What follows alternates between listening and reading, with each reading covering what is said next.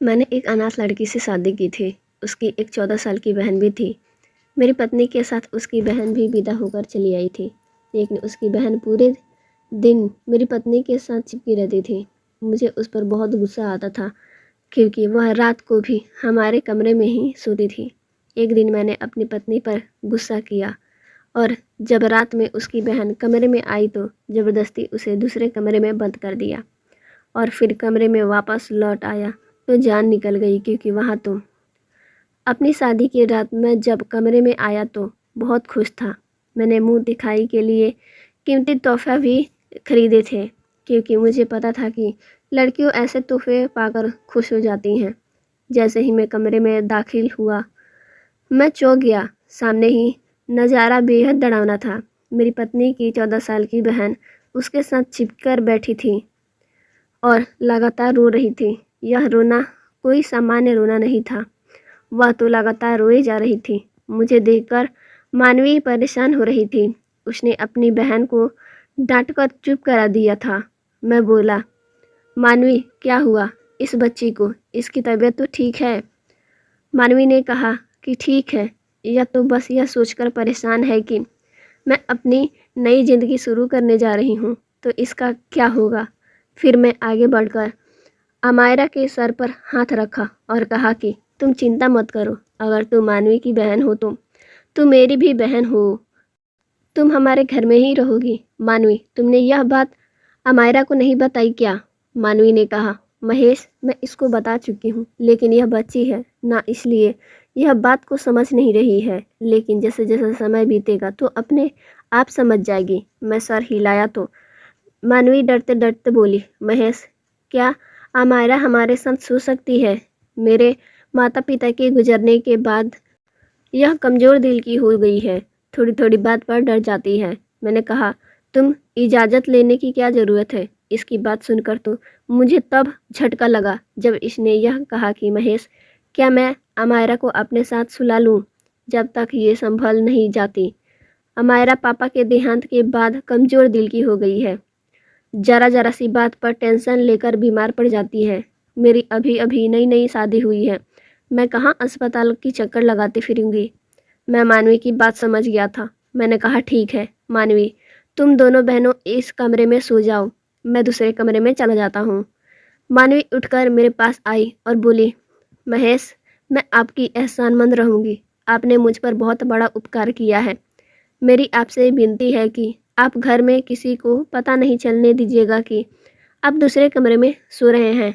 आप चिंता ना करें, जल्दी ही हमारा इस घर से परिचित हो जाएगी और फिर अपनी जिद छोड़ देगी। मैं मुस्कुराकर कहा, मानवी, तुम्हें उदास होने की ज़रूरत नहीं है, मैं तुम्हारे हालात समझता हूँ।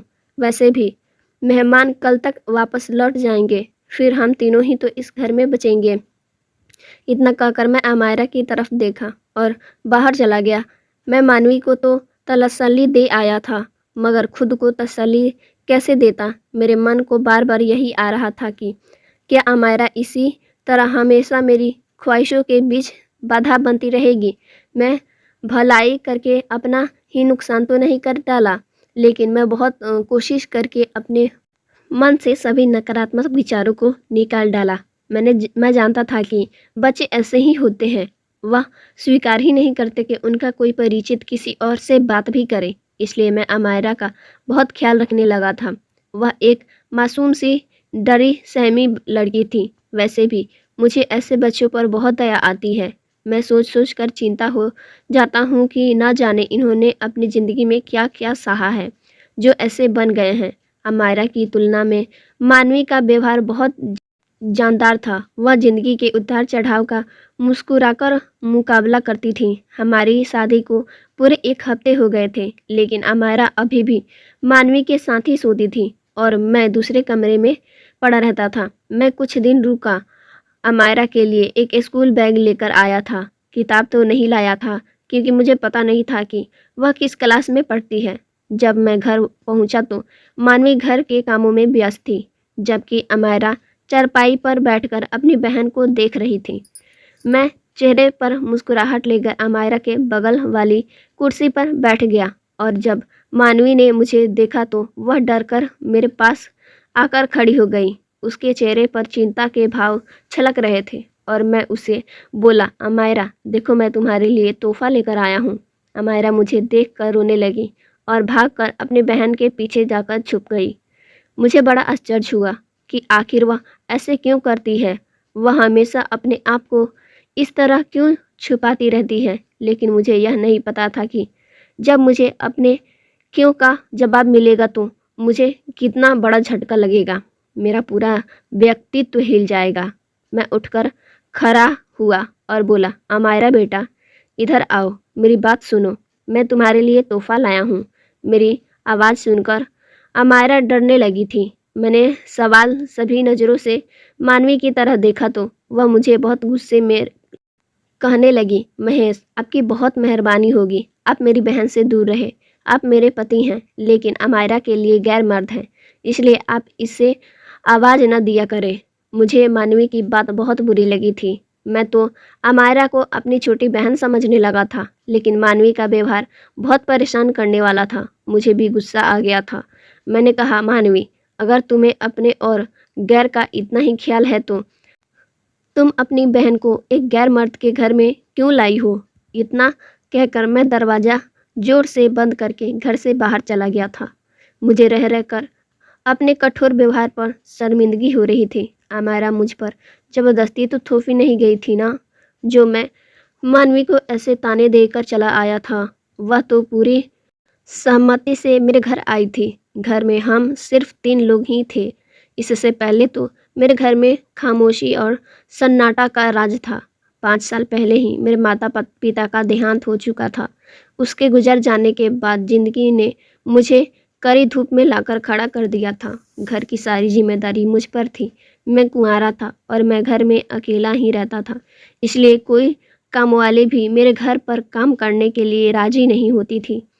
एक दोस्त ने मुझे शादी का सुझाव दिया, इसलिए मैंने अपने रिश्ते की जिम्मेदारी भी उस दोस्त पर डाल दी थी। मैंने दोस्त ने ही मुझे बताया था कि उसके परिचितों में एक अनाथ लड़की है जो दहेज में सिर्फ इनाम ही लेकर आएगी। मैं हैरान हो गया और बोला कि किस तरह का इनाम? उसने बताया कि मानवी की एक छोटी बहन उसके साथ घर आ जाएगी।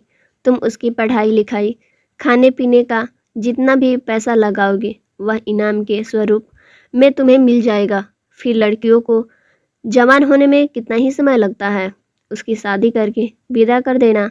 मैं खुले दिल से तैयार हो गया था, क्योंकि मैं भगवान की कृपा से इतना तो कमाता था कि आसानी से उसका खर्च उठा सकता था। लेकिन मुझे क्या पता था कि अमायरा एक अजीब तरह की लड़की है। वह तो मेरे गले की ऐसी हड्डी बन गई थी जो ना ही उगली जा सकती थी और ना ही निगली जा सकती थी। लेकिन मैंने कुछ दिन और धैर्य रखने का फैसला किया और मैंने तय किया कि किसी भी नतीजे पर पहुंचने से पहले देखूंगा कि अमायरा के व्यवहार में सुधार होता है या नहीं। देर रात जब मैं घर लौटा तो मैं होटल से खाना भी ले आया था। मैं जानता था कि मानवी मुझसे बहुत नाराज़ होगी। उसकी नाराज़गी दूर करना चाहता था। मैं घर के दरवाजे पर खड़ा था, तभी मैंने कानों में अमायरा की आवाज़ गूंजी थी। वह कह रही थी कि मानवी, क्या अब तुमको तलाक मिलेगा? तुम मेरे साथ वापस चलोगी ना, जहाँ सिर्फ तुम और मैं रहूँगी? किसी तीसरे की मौजूदगी बर्दाश्त नहीं करनी पड़ेगी। मानवी एकदम गुस्से में बोली थी, अपनी बकवास बंद करो अमायरा। तभी हंसने की आवाज़ आई थी और कभी उसने कहा कि अभी तो इस घर में सिर्फ तुम्हारा पति भी नहीं है, तभी तो तुम मुझे असली नाम से पुकारो। अमायरा की बात सुनकर मैं हैरान रह गया था। क्या अमायरा की कोई और नाम था जो मुझसे छुपाया गया था? लेकिन क्यों? मेरे दिमाग में इतनी क्यों जमा हो गई थी कि अब मुझे घुटन होने लगी थी। मैंने दरवाज़ा खोला और घर में दाखिल हुआ। जब मानवी ने मुझे देखा तो वह दौड़कर मेरे पास आई और बोली, महेश, आप कहाँ रह गए थे? मैं आपकी कितना फ़िक्र कर रही थी। मुझे यहाँ देखकर खुशी हुई कि मानवी ने चेहरे पर नाराज़गी का नामो निशान नहीं था। हम दोनों बातें कर ही रहे थे कि अमायरा फिर एक बार फिर से रोने लगी थी। वह बोली, मानवी, तुम इस आदमी से बात मत करो, यह मुझे गुस्से से देखता है। तुम्हारा पति गंदा है। तब मानवी ने शक भरी निगाहों से मेरी ओर देखा था। मैंने अपनी सफाई दी और कहा, क्यों अमायरा बच्चे, क्या होने लगा आपको? मानवी बोली, महेश, मैंने कहा भी था कि आप मेरी बहन से बात मत किया करें। अमायरा को आपके साथ कमरे में ले गई और मैं आंगन में ही इतना सा मुंह बनाकर खड़ा रहा। कुछ ना कुछ तो गड़बड़ जरूर थी। मैं तो इस सब को अमायरा का बचपन समझ बैठा था, लेकिन यह तो कहानी कुछ और ही थी। मेरे दिल में शक का बीज उग चुका था। सुबह मानवी रोज की तरह नाश्ता बना रही थी, तभी अचानक गुरुक रही और बोली, महेश, तुम अमायरा के लिए स्कूल बैग क्यों लाए थे? मैं मानवी की कल के व्यवहार से थोड़ा सा दुखी था, इसलिए छोटा सा जवाब देते हुए बोला, मैं चाहता था कि अमायरा अपनी पढ़ाई पूरी करे। मानवी ने हंसते हुए कहा, कौन सी पढ़ाई? तब मैंने कहा, क्यों, यह पहले पढ़ाई नहीं करती थी? तब मानवी ने बताया कि अमायरा को पढ़ाई में कभी कोई दिलचस्पी नहीं थी, इसलिए हमने इसका स्कूल में दाखिला ही नहीं करवाया था। मुझे मानवी की बात अच्छी नहीं लगी थी, लेकिन मेरा मूड पहले से भी खराब था, इसलिए मैं किसी तरह की बहस नहीं करना चाहता था। मैंने सुबह का नाश्ता खत्म किया और ऑफिस के लिए निकल गया, लेकिन अमायरा की मौजूदगी मुझे खटक रही थी। उसकी अजीबोगरीब हरकतें और मुझे देखकर ही रोने लगना और फिर मेरे और मानवी के तलाक पर खुश होना, यह सब क्या था?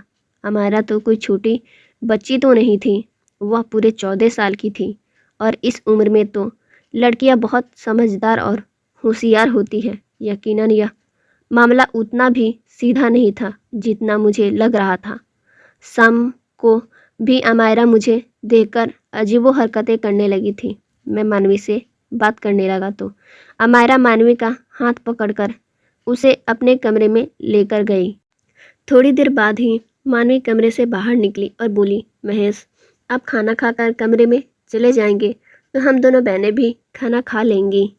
मुझे गुस्सा तो बहुत आया था, लेकिन मैं खुद पर काबू किया और बोला, ठीक है, अमायरा तो बाद में खाना खा लेगी, कम से कम तुम तो मेरे साथ आकर बैठो, तुम तो मेरे साथ खाना खाओ। मानवी ने जवाब सुनकर मेरे अंदर आग लगा दी थी। वह बोली, महेश, आपको पता है ना कि अमायरा कितनी जीती है। वह बोल रही है कि आपके खाना खाने के बाद और कमरे जाने के बाद ही वह मेरे साथ खाना खाएगी। आप मेरी विनती स्वीकार करें। इतना कहकर मानवी कमरे में चली गई थी। अब मैं अपने आपे से बाहर हो चुका था और मैं खुद पर काबू ना पा सका और कमरे की तरफ बढ़ा। मानवी की आवाज़ आ रही थी। वह अमायरा को कह रही थी, काश तुम की मम्मी पापा के साथ ही मर जाती, कम से कम मेरी ज़िंदगी नरक तो ना बनती। ना जाने तुम मेरी किस गुनाह की सज़ा हो। मैं दरवाज़ा खोलकर अंदर चला गया था और अमायरा की कलाई पकड़कर बाहर खींचता हुआ लेकर आ गया। मानवी भी हैरत हो गई थी। वह हमारे पीछे भागी थी और बोली, महेश, यह आप क्या कर रहे हैं? छोड़ दो मेरी बहन को। आप होश में तो हो, लेकिन सच तो यह था कि मुझे बिल्कुल भी होश नहीं था। अगर होश में होता तो यह सब थोड़ी करता। मैं अमायरा को एक अलग कमरे में बंद कर दिया और मानवी का हाथ पकड़कर उसे कमरे में लेकर गया। मैं बोला, अब मुझे सच सच बता दो कि तुम्हारी बहन यह सब क्यों करती है? मानवी के चेहरा पे पीला पड़ गया था। वह लगातार रोती जा रही थी। वह बोली, आपको भगवान की कसम है, मेरी बहन को छोड़ दो। वह तुम नरम दिल की है, मेरे बिना एक रात तो क्या, एक पल भी नहीं गुजारा सकेगी। मैं चिल्ला कर बोला, क्यों? आजकल के छोटे छोटे बच्चे भी अपने माँ बाप के बिना रह लेते हैं। यह किसी तरह का बहन चारा है कि तुम्हारी बहन तुम्हारे साया ही बन रहती है। मुझे यह सब बिल्कुल भी पसंद नहीं है और ना ही मैं यह सब बर्दाश्त करूँगा। मैं मानवी की ओर घूर कर देखा और कहा, तुम अपना यह रोना धोना बंद करो। लेकिन उसका रोना और तेज होता जा रहा था। मैं कमरे से बाहर निकला कि दरवाजे बंद कर दिया। मुझे लगा दोनों शांत हो जाएंगी, लेकिन दोनों अलग अलग कमरे में खूब दरवाज़ा पीट रही थी। मुझे यह आवाज़ बर्दाश्त नहीं हो रहा था।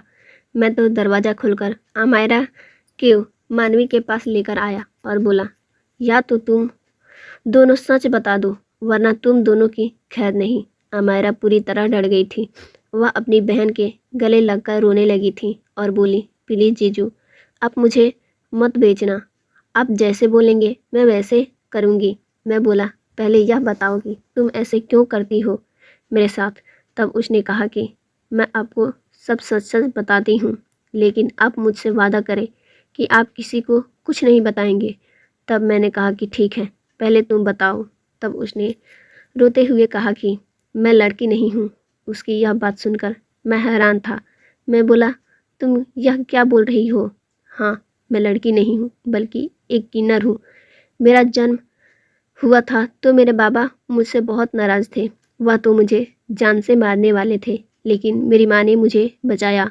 जब मैं बड़ी हुई तो मेरे बाबा मुझे बहुत मारते थे और कहते थे कि तू लड़की नहीं है और ना ही लड़का है, मैं तुझे किन्नर से बेच दूंगा। तब मेरी माँ हर बार मुझे मेरे बाबा से बचाती थी। मेरे बाबा बहुत शराब पीते थे और हमेशा इधर उधर नाले में गिरते पड़ते रहते थे, जिसकी वजह से एक दिन उनकी मौत हो गई।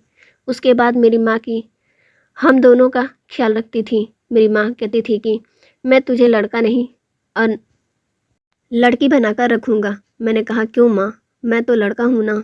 तो मेरी माँ कहती थी कि नहीं, अगर मैं तुझे लड़का बनाकर रखी तो यह दुनिया वाले तुझे जीने नहीं देंगे, वह पहचान जाएंगे। इसलिए मैं तुझे लड़की बना के रखूँगी, क्योंकि तू एक किन्नर है। मैं बहुत उदास होती थी और मैं बहुत रोती भी थी, लेकिन कर भी क्या सकती थी। ऐसे ही मेरी माँ भी एक भारी बीमारी हुई, जिसकी वजह से उनका भी मौत हो गया। इसके बाद मेरी चाची ने मुझे अपने पास रखा, लेकिन मेरी चाची का बेटा कहता था कि तुम एक किन्नर हो और किन्नर नाचते हैं, तुम नाच के दिखाओ, और मुझे नचवाते थे। जिसके बाद चाची और उसका बेटा मुझ पर बहुत हंसते थे और कहते थे कि मैं तुम्हें बेच दूंगी। मैं इस बात से बहुत डरती थी, जिसकी वजह से मैं कमज़ोर दिल की हो गई। मैं बच्ची नहीं हूँ, बस बच्ची की तरह नाटक करती हूँ ताकि कोई मुझे ना बेचे और मुझे मेरी दीदी से अलग ना करे। मेरे चाचा ने मेरी दीदी की शादी आपसे करवा दी। मैं अपनी दीदी से अलग नहीं होना चाहती। मैं आपके पैर पड़ती हूँ, आप प्लीज़ मुझे अपनी दीदी से अलग मत करो। फिर मानवी ने भी कहा कि हाँ, यह सच है, हम दोनों एक दूसरे से जान से भी ज़्यादा प्यार करते हैं। आप हमें प्लीज़ अलग ना करें, वरना हम एक दूसरे के बिना मर जाएंगे। उनकी बातें सुनकर मेरी आंख भर आई और मैंने दोनों को गले लगा लिया और कहा, अगर यही बात था तो तुम मुझे पहले क्यों नहीं बताई? पहले बता देती हूँ तो ऐसा होता ही नहीं। अमायरा, मैं तुझे अपनी बहन मानता हूँ और बहन के साथ कोई बुरा करता है भला? तुम चिंता मत करो, मेरे रहते तुम हे खरोच भी नहीं लग सकती। जिसके बाद मैं अमायरा को डॉक्टर से दिखाया, जिसके दिमाग से जो डर था उससे दूर किया और उसका एडमिशन कराकर उसे पढ़ने के लिए राज़ी किया ताकि वह अपने पैरों पर खड़ा हो सके। सो फ्रेंड्स, स्टोरी कैसी लगी हो कमेंट करके ज़रूर बताइएगा। स्टोरी अच्छी लगी तो वीडियो को लाइक कर दीजिएगा। चैनल पर नया है चैनल को सब्सक्राइब कर लीजिएगा। मिलते हैं हम आपसे नेक्स्ट वीडियो में।